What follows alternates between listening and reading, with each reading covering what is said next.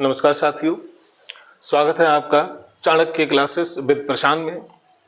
आशा करते हैं कि आप सभी कुशल मंगल होंगे और अपनी तैयारियों अपने लक्ष्य की तरफ अग्रसर होंगे। आज हम आपके लिए एक बेहतरीन टॉपिक लेकर आए हैं जिससे आप अपने कंपटीशन में जो तैयारी है उसमें एक अच्छा इम्प्रूवमेंट ला सकते हैं।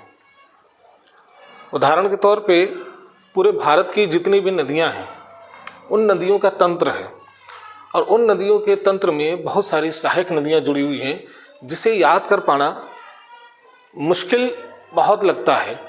तो ऐसी मुश्किलों को कम करने का हम लोगों ने प्रयास किया है और ये कोशिश कर रहे हैं कि आप लोग आज जो हम टॉपिक पढ़ने के लिए जा रहे हैं उस नदी, उसके तंत्र को, उसके सहायक नदियों को आप समझ लें कि वो कहाँ से उद्गमित होती है, कहाँ से बहती है और किस जगह जाके भारत या पाकिस्तान में जाके वो समाप्त हो जाती है। तो आज जो हमारा टॉपिक है वो बहुत ही ख़ास है। आप लोग इसे बहुत ही ध्यान से देखिएगा और बार बार इसको रिपीट करिएगा ताकि आपकी ये प्रैक्टिस में आ जाए। तो चलिए दोस्तों शुरू करते हैं। आज हमारा टॉपिक है सिंधु नदी। जो सिंधु नदी की जितनी भी सहायक नदियां हैं, जो सिंधु नदी है उसकी जितनी भी सहायक नदियां हैं उन नदियों के बारे में आज हम जानकारी प्राप्त करेंगे ताकि आसान से शब्दों में वो चीज़ें हमें याद हो जाएं। उसके लिए हमें क्या देखना है कि पहले तो हमें अपने भारत के एक नक्शे के बारे में जानना है। हम जानते हैं जैसे कि ये हमारे सामने भारत का, इंडिया का नक्शा है और इस नक्शे में हम ये देखते हैं कि जो परंपरागत तरीका होता है नक्शे को देखने का, पूरा पश्चिम उत्तर दक्षिण का, तो हम इस तरीके से उसमें इस दिशा में हम हमेशा पूरब लिखते हैं और इस दिशा में हमेशा पश्चिम और यहाँ पर उत्तर लिखते हैं और यहाँ लिखते हैं दक्षिण। पूरब, पश्चिम, उत्तर, दक्षिण। तो ये जो ऊपर का हिस्सा है हमारा भारत का, ये ऊपर का हिस्सा हमारा उत्तर का कहलाता है और नीचे का हिस्सा हमारा दक्षिण का और इधर अब जानते हैं पूर्व है, उधर पश्चिम है। तो ये उत्तर के हिस्से में जितनी जो एक नदी बहती है उसका नाम है इंडस, उसका नाम है सिंधु। सिंधु नदी के बारे में बहुत सारी परंपराएं हैं, बहुत सारी बातें हैं। जैसे भारतीय सभ्यता को हम सिंधु सभ्यता या सैंधव सभ्यता के नाम से जानते हैं। अगर आप मेसोपोटामिया में पहुंच जाएंगे तो वो अपनी एक सभ्यता, मेसोपोटामिया की सभ्यता अपने नहर फुरात के नाम से जानी जाती है। अगर आप इंग्लैंड की सभ्यता में पहुंच जाएंगे तो वहाँ अलग नदी के नाम से जानी जाती है। तो यहाँ पर जो हमारी भारतीय सभ्यता बसी थी, जो भारतीय भूमि पर जिस तरीके से हम लोगों की ओरिजिन हुई है वो पूरी दुनिया में सिंधु नदी या सैंधव सभ्यता के नाम से ही जानी जाती है। इसे यूनानी भाषा में इंडस कहते हैं, इसी से ही इंडिया पड़ा है। खैर ये भी हम आपको आगे चल के किसी दिन एक नेक्स्ट वीडियो बनाएंगे जिसमें हम आपको बताएंगे किस तरीके से भारत का नाम भारत है, इंडिया है, आर्यव्रत है या और भी नाम जो इसके रखे गए हैं, ब्रह्मव्रत वगैरह, तो वो कैसे रखे गए हैं। तो अभी हम शुरू करते हैं सिंधु नदी को। तो सिंधु नदी को समझने के लिए हमें क्या करना है कि इस हिस्से को हम बड़ा कर लेंगे और चूँकि इस हिस्से को मैंने पहले से ही बड़ा करके रखा हुआ है तो हम यहाँ देखेंगे कि ये हमने ऊपर का हिस्सा, उत्तर का हिस्सा जो है वो हमने बड़ा कर लिया है और इस उत्तर के हिस्से को हम जानते हैं कि ऊपर का जो कलरफुल हमने कर रखा है ये लद्दाख कहलाता है। ये हिस्सा कहलाता है आपका लद्दाख। इसे एल से प्रदर्शित कर ले रहे हैं ताकि हमारी समझ में रहे ये। और जो नीचे का हिस्सा है ये हमारा जम्मू कश्मीर कहलाता है, जम्मू एंड कश्मीर। और उसके जो नीचे का हिस्सा है ये हमारा हिमाचल प्रदेश कहलाता है और उसका भी जो नीचे का हिस्सा है वो हमारा पंजाब कहलाता है। तो एक बार फिर से देख लीजिए कि अगर हम यहाँ इंडिया के नक्शे की उत्तर की दिशा की बात करते हैं तो हम यहाँ देखते हैं ये है लद्दाख, ये लद्दाख है, ये जम्मू कश्मीर है और ये हिमाचल है और ये पंजाब है। तो अभी हम इन 4 राज्यों से होने वाली सिंधु नदी की जो सहायक नदियां हैं उनके बारे में ही जानकारी प्राप्त करने का प्रयास करेंगे। तो हम देखते हैं इसमें कि आखिरकार सिंधु कहाँ से निकलती है और कहाँ पर बहती है। साथियों, कैलाश पर्वत जो तिब्बत यानी कि चाइना के क्षेत्र में पड़ता है, एक पड़ता है कैलाश पर्वत।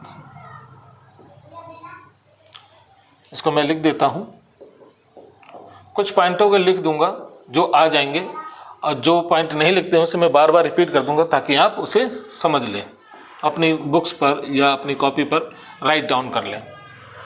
ये कैलाश पर्वत है और यहाँ पर एक ग्लेशियर है, एक स्थान है जो बर्फ़ पिघल के जो आते हैं, आप जानते हैं ग्लेशियर उसको कहते हैं, जो बर्फ़ का जमावड़ा होता है वो जब पिघल के नदी या झील या झरने के रूप में बहता है। यहाँ पर एक बोखरचू नाम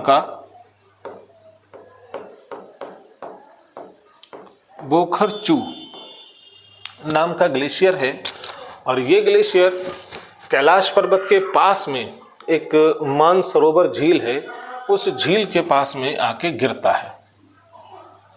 मानसरोवर झील, मानसरोवर झील, इस मानसरोवर झील से एक नदी बहती है जिस नदी को हम सिंधु नदी कहते हैं। मानसरोवर झील से एक नदी बहती है जिसे हम सिंधु नदी कहते हैं और ये हमारी लद्दाख में बहती हुई, लद्दाख क्षेत्र में बहती हुई इस तरीके से पाकिस्तान से होती हुई नीचे समुद्र में चली जाती है, यानी कि अरब महासागर में चली जाती है। हम जानते हैं कि हमारा यहाँ इस क्षेत्र में यहाँ पर अरब महासागर पड़ता है, दक्षिण में हमारा हिंद महासागर पड़ता है। तो हमने फिर से देखते हैं कि एक नदी है, मानसरोवर है, यानी कैलाश पर्वत है। कैलाश पर्वत के पास में एक मानसरोवर झील है और ये बोखरचू से निकलती है, मानसरोवर से निकलती है और ये नदी हमारी जो है वो सिंधु नदी कहलाती है, जो लद्दाख में से प्रवेश करती है। और लद्दाख में जब ये प्रवेश करती है तो इसका ये प्रवेश करने का जो पॉइंट है उस पॉइंट का नाम है आपका दमचौक। लद्दाख में जब ये प्रवेश करती है तो ये क्षेत्र जो कहलाता है आपका, ये कहलाता है दमचौक। पीला दिख नहीं रहा है,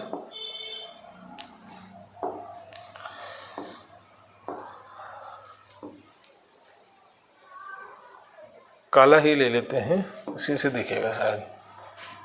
लद्दाख में जब ये सिंधु नदी, हम लोग लिख ले रहे हैं यहाँ पर इसका सिंधु नदी, सिंधु नदी, इस सिंधु नदी की दिशा इस तरफ रहती है और यहाँ पर जब प्रवेश करती है उसे कहते हैं दमचौक। ये पॉइंट है दमचौक। लद्दाख में बहती हुई जब ये पाकिस्तान के लिए जब जाती है तो ये मुड़ती है, वरना ये आगे निकल जाती। लेकिन जो इसके मुड़ने के पीछे कारण ये है कि यहीं पर एक पर्वत पड़ता है जो पीओ के क्षेत्र में पड़ता है, उसे हम कहते हैं नंगा पर्वत। उसे क्या कहते हैं? नंगा पर्वत। नंगा पर्वत। इस नंगा पर्वत से होती हुई ये हमारी पाकिस्तान के क्षेत्र में प्रवेश करती है और जहाँ से लद्दाख से जब निकलती है ये, तो लद्दाख का अंतिम छोर जो है वो चिल्लास कहलाता है। चिल्लास। तो हमने फिर से देखते हैं, मानसरोवर से झील से निकली है, दमचौक से प्रवेश लद्दाख में करती है और ये सिंधु नदी बहती हुई सीधी नंगा पर्वत से टकराकर उसके पास से होकर गुजरती है, पाकिस्तान के लिए जो मुड़ती है तो ये चिल्लास से होकर निकलती है। अब सवाल ये उठता है कि इसकी सहायक नदियाँ कौन कौन सी हैं, किस तरीके से, जिसका हम तंत्र आज पढ़ने वाले हैं। तो इससे पहले हम भारत लद्दाख के क्षेत्र की सहायक नदियों के बारे में बात करते हैं। तो यहाँ पर एक पॉइंट बनता है, पॉइंट ऐसे बनेगा, वो भी मैं आपको बताऊंगा कि दो छोटी छोटी से एक तरीके से धाराएं कहलाती हैं। तो छोटी छोटी सी दो धाराएं हैं। ये धाराएं आपकी एक डोडा धारा कहलाती है और एक करयाग धारा कहलाती है। एक कहलाती है डोडा धारा और एक होती है करग्याग धारा या करंग्याग धारा। ये दोनों धाराएं आपस में मिल जाती हैं और ये धारा एक नदी का रूप धारण करती हैं जिसे हम कहते हैं जास्कर नदी या जांस्कर नदी। ये जास्कर कहलाती है। शायद ये कलर दिख ना रहा हो तो इसे मैं दूसरे कलर में लिख देता हूं। एक, जैसा कि मैंने अभी आपको बताया कि एक डोडा है और एक है करयांग, करग्यांग। ये दो नहरें, दो धाराएं आपस में मिलती हैं और इनका संगम हो जाता है और ये संगम आपका एक नदी कहलाता है जो सिंधु में जाके मिलता है। इसे हम कहते हैं जास्कर नदी, जांस्कर, जांस्कार। कहीं कहीं पे इसे जांस्कार या संस्कार के रूप में भी जाना जाता है, जा संस्कार। तो फिलहाल तो अभी जो किताबों में लिखा है वही से हम पढ़ेंगे। तो हमने देखा कि सिंधु की पहली सहायक नदी है जो डोडा और करयांग नदी के आपस में मिलने से जांस्कर नदी का निर्माण करती है और ये सिंधु नदी में मिलती है। तो जिस जगह ये मिलती है उस जगह एक पॉइंट बनता है, यानी कि वो क्षेत्र कौन सा है? वो क्षेत्र आपका कहलाता है निम्मू। वो कहलाता है निम्मू। विशेष ध्यान रखेंगे कि जहाँ से उत्पन्न हुई है वो स्थान और जहाँ पर जाके ये मिल रही है, तो वो याद करना बड़ा ही आवश्यक होता है। कि पहली बात तो ये आपको याद रखना है कि सिंधु की सहायक कौन कौन सी हैं और किन किन पॉइंटों पे आके वो मिलती हैं, इस बात पर विशेष ध्यान आपको रखना है। फिर अगली नदी इसमें आती है, एक नदी ऊपर हम जब देखते हैं तो काराकोरम पर्वत की बात करते हैं। अगर पर्वत श्रृंखलाओं की बात करते हैं तो उसी एक पर्वत श्रृंखला में एक सियाचिन ग्लेशियर भी आता है। तो यहीं आपका एक सियाचिन ग्लेशियर है, यहाँ पर आपका सियाचिन ग्लेशियर पड़ता है और इस सियाचिन ग्लेशियर के पास में एक ग्लेशियर की ही एक शाखा है। सियाचिन ग्लेशियर है और ग्लेशियर का ही एक छोटा सा हिस्सा है, उसे हम रीमो ग्लेशियर के नाम से जानते हैं। तो हम यहाँ देखेंगे ऊपर है सियाचिन ग्लेशियर, सियाचिन ग्लेशियर,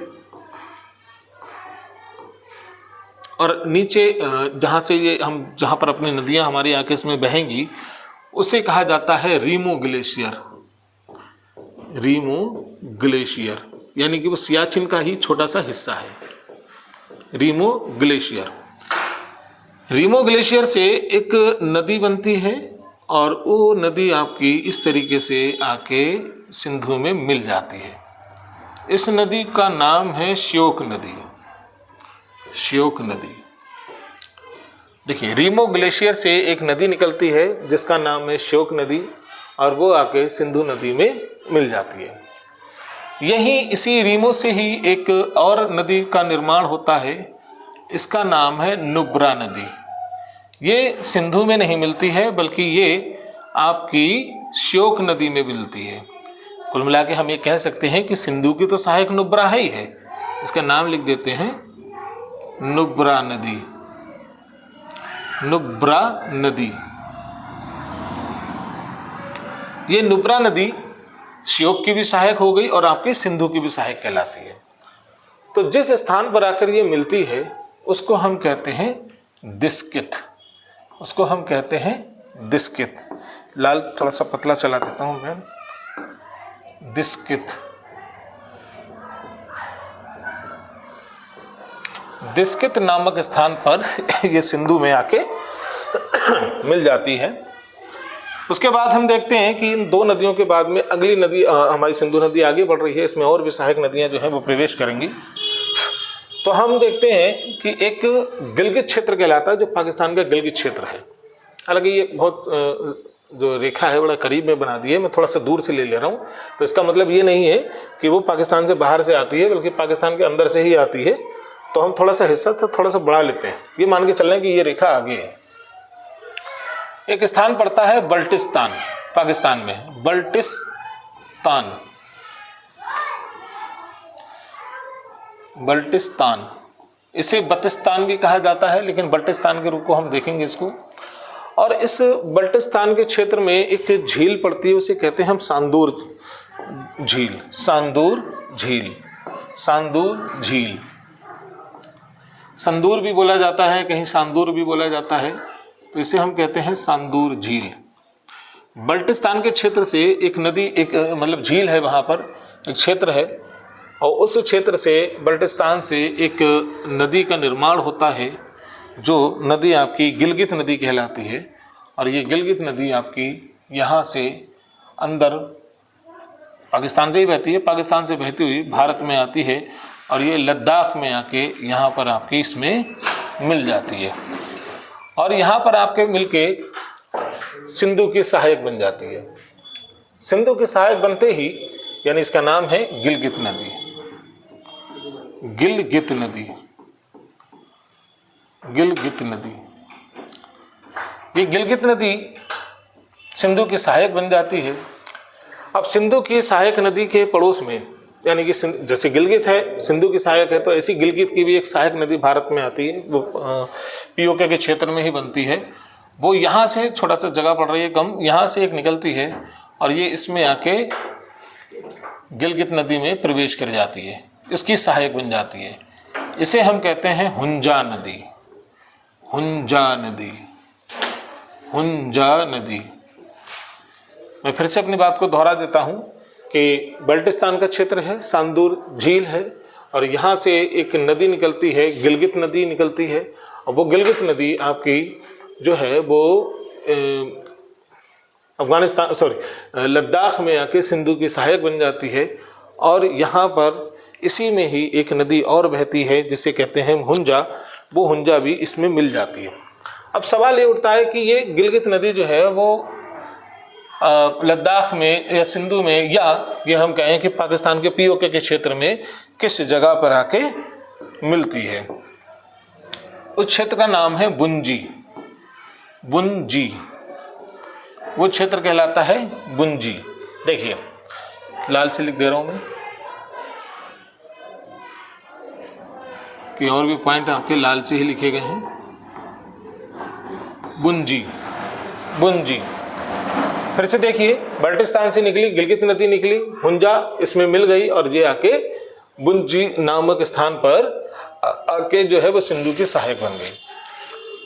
अब बात करते हैं, ये तो लद्दाख के क्षेत्र में ही सहायक नदियां थीं। इसके आगे बढ़ते हैं, एक यहाँ पर आपका देश पड़ता है अफगानिस्तान। अफगानिस्तान, इस अफगानिस्तान क्षेत्र में एक हिंदू कुश पर्वत पड़ता है। अफगानिस्तान क्षेत्र के नीचे ही है, यानी कि हिंदू कुश पर्वत के पार में ही, हिंदू कुश पर्वत के पार ही आपका अफगानिस्तान पड़ता है। हिंदू कुश, हिंदू कुश, हिंदू कुश पर्वत। हिंदू कुश पर्वत के पास से ही, यानी कि अफगानिस्तान का एक क्षेत्र है काबुल, सभी लोग जानते हैं। एक काबुल है, और इस काबुल से ही एक नदी निकलती है जिसका नाम है काबुल नदी। काबुल से ही एक नदी निकलती है जिसका नाम है काबुल नदी। काबुल से ही एक नदी निकलती है जिसका नाम है काबुल नदी, और ये हिंदू कुश पर्वत से यानी कि अफगानिस्तान से निकलकर आती है। ये काबुल नदी आपकी जो सिंधु नदी में सहायक बनती आती है, इसमें जो जुड़ती है आके, उस स्थान का नाम है, उस पॉइंट का नाम है अटक। उसका नाम है अटक। अटक, जैसे कि हम जानते हैं हमारा भारत में मध्य प्रदेश के क्षेत्र में कटक पड़ता है, ऐसे ही पाकिस्तान के गिलगित क्षेत्र में, या हम ये कहें कि काबुल नदी जहाँ पे आके मिलती है वो अटक नामक क्षेत्र पे, पॉइंट पे मिलती है। वहीं पर इसमें एक दूसरी नदी भी वो अफगानिस्तान से तो निकलती है, पर यह मानी जाती है कि पाकिस्तान से ही उसकी उत्पत्ति होती है, ओरिजिन उसकी पाकिस्तान से होती है। तो हम ये मानते हैं पाकिस्तान के एक क्षेत्र से आती तो वो अफगानिस्तान से ही है, लेकिन हम ये मानते हैं कि पाकिस्तान से निकलकर वो सिंधु की सहायक बन जाती है, सिंधु की सहायक बन जाती है। अब जिस स्थान में पाकिस्तान के वो बहती है आकर, उस स्थान का नाम है खैबर पख्तूनख्वा। उस स्थान का नाम है खैबर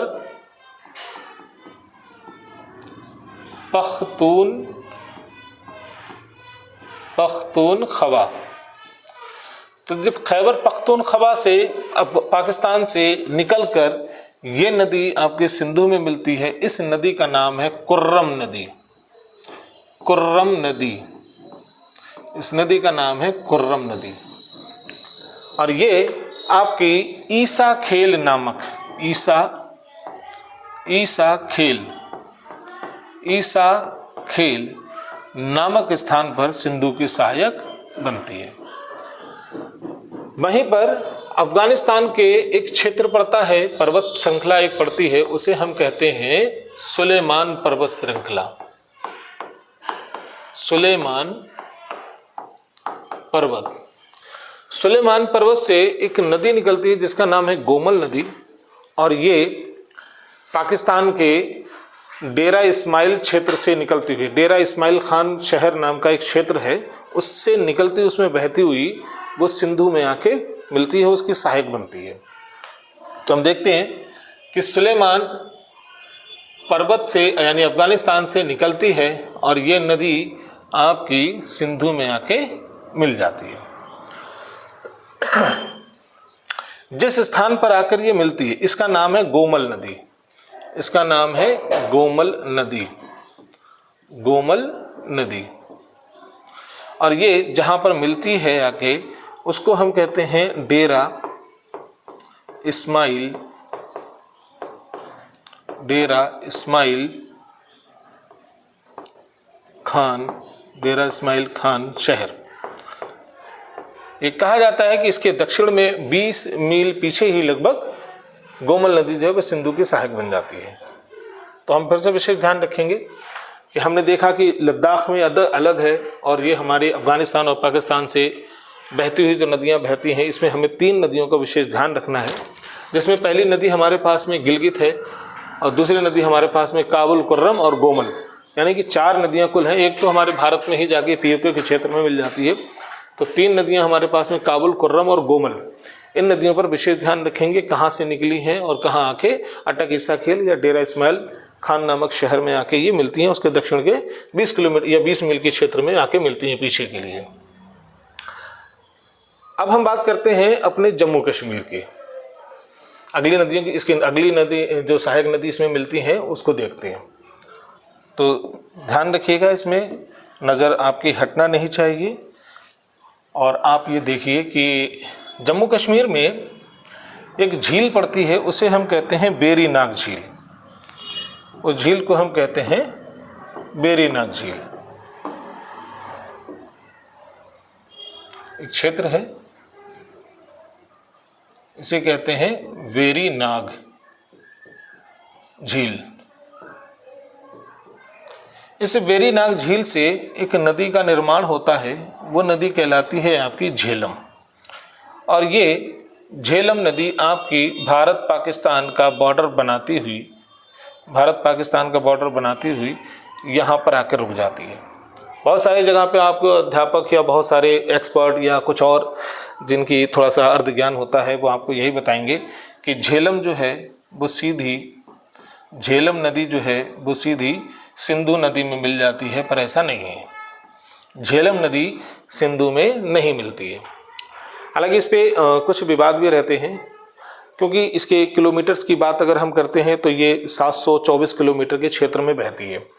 अब 724 किलोमीटर का पूरा कश्मीर का क्षेत्र पड़ता भी नहीं है, देखा जाए, अंदाज़ा लगाया जाए। अब चूंकि ये बॉर्डर बना के जो बहती है तो इसीलिए हमें पता है ये कि ये झेलम नदी 724 किलोमीटर लगभग बहती है और ये पाकिस्तान और हिंदुस्तान का बॉर्डर बनाती हुई यहाँ पे आके रुक जाती है। इसे थोड़ा सा कम कर देते हैं, यहाँ पे आके रुक जाती है, रुकती नहीं है, ये दूसरे नदी में आके मिलती है। ठीक है, यहीं पर हम हिमाचल की बात करते हैं। एक हिमाचल से नदी का निर्माण होता है, उस नदी को हम कहते हैं, उस नदी को हम कहते हैं चिनाव। अच्छा, ये चिनाव निकलती कहाँ से? यहाँ पर एक बाड़ा लाचा दर्रा है, बाड़ा लाचा दर्रा। इस बाड़ा लाचा दर्रा से चिनाव नदी का निर्माण होता है। लेकिन इससे पहले की एक बात और भी है इसमें कि इसका जो चिनाव नदी का निर्माण है, इसमें भी दो धाराओं से निर्माण होता है। पहली धारा इसमें आपकी चंद्र और दूसरी भागा। एक चंद्र होती है और एक होती है भागा। तो चंद्र और भागा से मिलकर इन नदियों का निर्माण होता है। मैं लिख देता हूं। एक धारा यहां से आती है चंद्र धारा और एक धारा आती है आपकी भागा धारा। तो दोनों आके यहां पर मिलती हैं, आके चंद्र और भागा।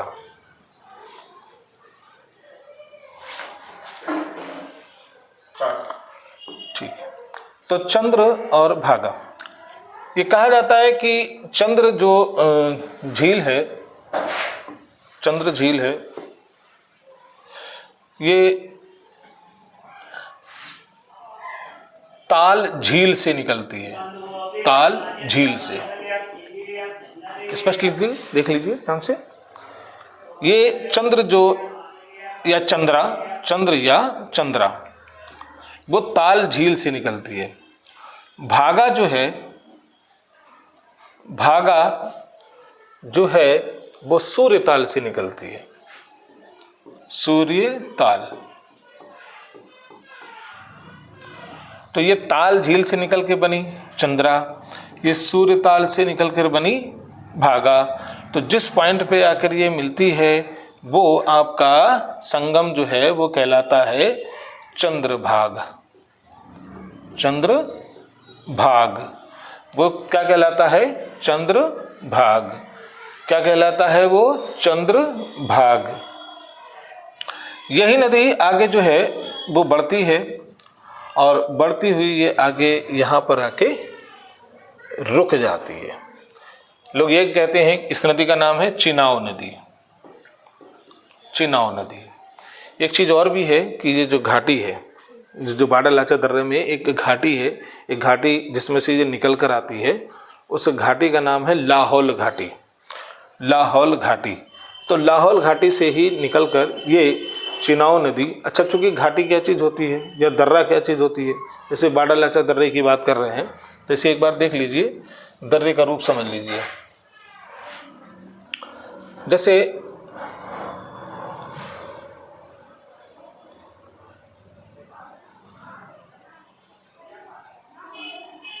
हम यहाँ पर बात कर रहे थे अपने हिमाचल प्रदेश की, तो हमने यहाँ पर देखते हैं कि ऐसे यहीं बना देता हूँ मैं, ये बहुत सारी पहाड़ियाँ हैं, उटपटांग अनाप शनाप तरीके से व्यवस्थित नहीं है, लेकिन इसी में एक रूप निकलता है, एक नदी कोई बहती है और वो बहती हुई नदी इस तरीके से ऐसे आपकी ऐसे बहती है, तो उसे हम कहते हैं कि दर्रे से निकल कर आ रही है। लेकिन जो ये जो पहाड़ियाँ हैं और जो दर्रा यानी कि जो रास्ता है, ये पहाड़ियाँ और ये दर्रा जो रास्ता निकल कर आ रहा है, ये पहाड़ियाँ और ये दर्रा जो रास्ता निकल कर आ रहा है, ये आपका घाटी कहलाता है। ये आपका घाटी कहलाता है। तो इसी तरीके से हम यहाँ देखेंगे कि ये जो नदी निकल कर आई है, ये जो चंद्रा और भागा निकल के आ रही हैं, ये कौन सी घाटी से निकल के आ रही हैं? लाहौल घाटी से निकल कर आ रही हैं। ये कौन सी घाटी से निकल के आ रही हैं? लाहौल घाटी से निकल कर आ रही हैं। इसी में ये नदी आपकी चिनाव नदी कहलाती है। इसकी धारा इस तरीके से बहती है आगे के लिए, आगे के लिए। और ये जो झेलम है, झेलम नदी, ये बाहर ना जाते हुए सिंधु में डायरेक्ट ना मिलके ये मिलती है आपकी चिनाव नदी की सहायक बनती है।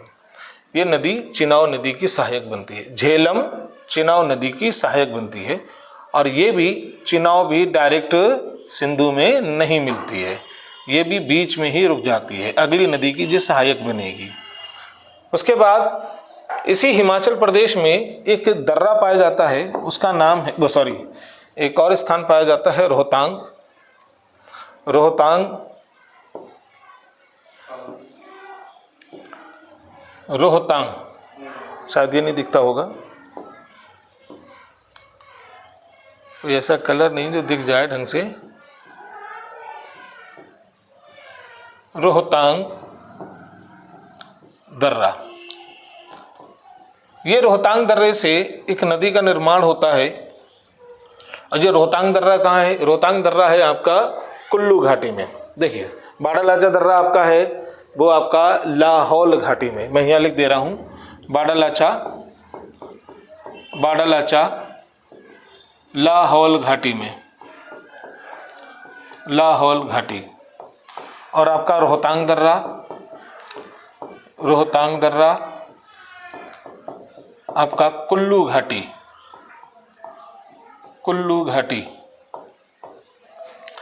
इस कुल्लू घाटी से रोहतांग दर्रे से एक नदी का निर्माण होता है, उस नदी को कहते हैं हम रावी नदी। अब रावी नदी पंजाब से होती हुई इस तरीके से आके आपके चिनाव में मिल जाती है। ये भी चिनाव की सहायक होती है। तो कुल मिला के ये 3 नदियाँ सहायक हो गई। झेलम भी चिनाव में मिलती है और आपकी रावी नदी भी चिनाव में मिलती है। झेलम भी चिनाव में मिलती है, रावी भी चिनाव में मिलती है, और चिनाव डायरेक्ट सिंधु में नहीं मिलती है। तो कुल मिला के ये सहायक कैसे हो गई? तो सहायक अभी बनेंगे, ये अगली नदी की सहायक होती हैं। उसके बाद में यही रोहतांग दर्रे में अगला जो रोहतांग दर्रे का दूसरा छोर है, दूसरा जो क्षेत्र है, उस क्षेत्र में एक है कुंड व्यास। रोहतांग दर्रा ही कहलाता है ये, रोहतांग दर्रा।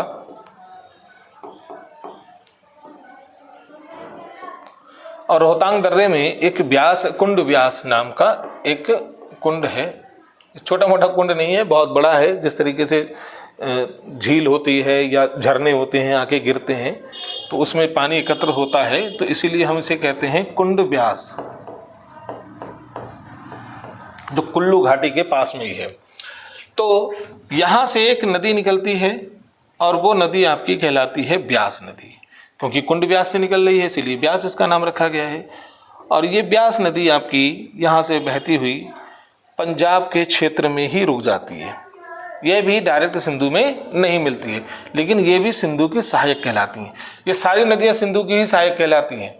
झेलम भी सिंधु की सहायक, चिनाव भी सिंधु की सहायक, रावी भी सिंधु की सहायक, और अब जो आपके सामने नदी आई है उसका नाम है ब्यास नदी। ये ब्यास नदी भी सिंधु की सहायक नदी ही कहलाती है। ये भी यहाँ पंजाब में आके रुक जाती है। आगे देखते हैं, मैं थोड़ा सा इसको हटा रहा हूँ।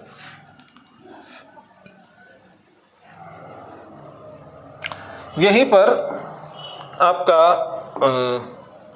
जो मानसरोवर झील है, मानसरोवर झील के पास में एक और ताल है जिसका नाम है राकस ताल। इसका नाम है राकस ताल। इसे कुछ लोग कहते हैं या के रूप में लिख ले रहे हैं राक्षस ताल। यहाँ से एक नदी का निर्माण होता है और वो नदी बहती हुई, इसे थोड़ा सा पेन को मोटा कर लेता हूँ मैं,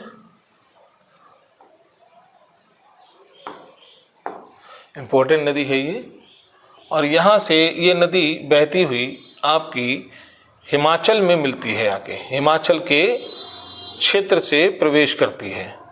जिस क्षेत्र में ये प्रवेश करती है, ये कुंड व्यास है जो यहाँ पे मतलब थोड़ा सा कट गया है, तो ध्यान रखिएगा, इसका यहाँ पर कुंड व्यास नाम लिखा हुआ है। तो यहाँ पर जब ये राकस ताल से निकलती है और यहाँ पर एक दर्रा पड़ता है, एक क्षेत्र पड़ता है, उसे हम कहते हैं शिपकला। हालांकि पढ़ते शिपकला ही इसको है, लेकिन लिखा जी ऐसे जाता है शिपकला दर्रा।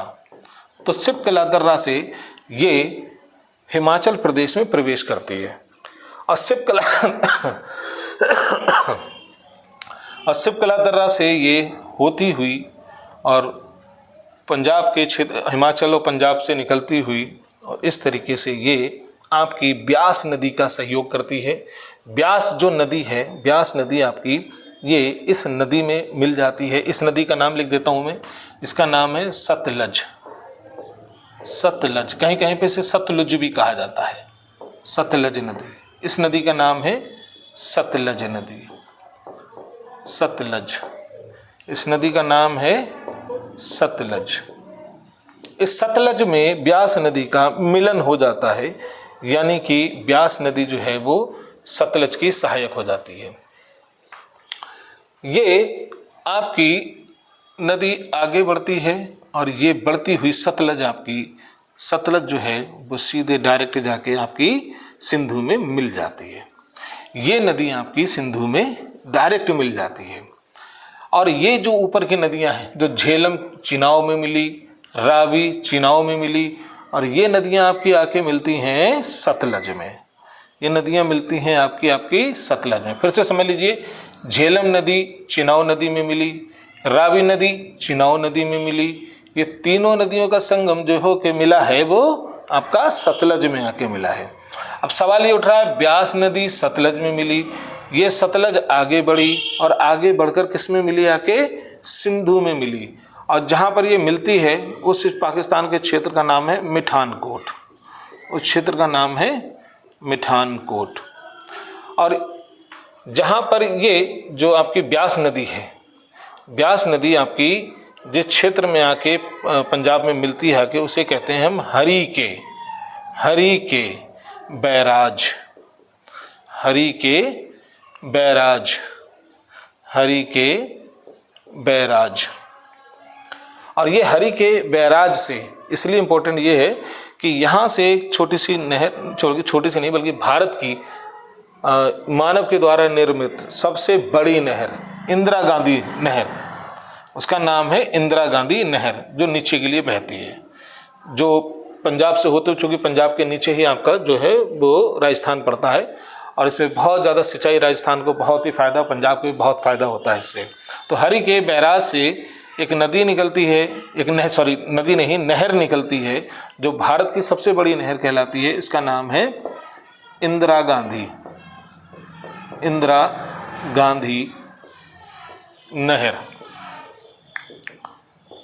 तो साथियों, आपके सामने ये जो मैप बनाया है, इस मैप को आप लोग जो है वो कंठस्थ कर लीजिए, अपनी रफ कॉपी पे बार बार इसको बनाइए, बार बार इसमें जो है लिख लीजिए। और अगर ऐसे आपको समझ में वीडियो प्ले करके आपको समझ में नहीं आ रहा है तो इसका स्क्रीनशॉट ले लीजिए। मैं थोड़ी देर के लिए साइड में हो जाता हूं ताकि आपके सामने पूर्ण रूप से ये स्पष्ट तरीके से आ जाए।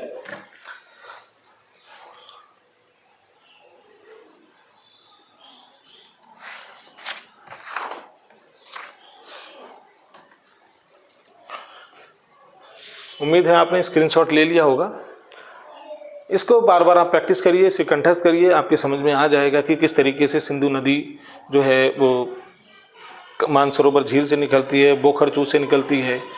और इसके कुछ, अब इसमें जो इफ़ेक्ट हैं, जो इसमें जो साइड की बातें हैं, उन बातों को भी आपको समझना बड़ा ही अति आवश्यक है, क्योंकि इसलिए क्वेश्चन उस पर भी बन जाते हैं। उदाहरण के तौर पे आपको ये पूछ लिया जाएगा कि सिंधु जो नदी है जब वो तिब्बत में बहती है तो उसे क्या कहा जाता है, तो उसे कहा जाएगा सिंगी खंबन। उसके बाद, यानी सिंगी खंबन का मतलब होता है शेर का मुंह, तो शेर के मुंह में ये बहती है, मुंह की तरह ही बहती है और बहती है। और कुछ जगहों पर आपको ऐसे भी सवाल इसमें मिलेंगे कि ये टोटल कितनी लंबाई से बहती है, कितने देशों में बहती है, तो इस पर थोड़ा सा फोकस रखेंगे कि हम ये चीन से बहती है, चाइना से बहती है, भारत में आती है और पाकिस्तान में भी बहती है।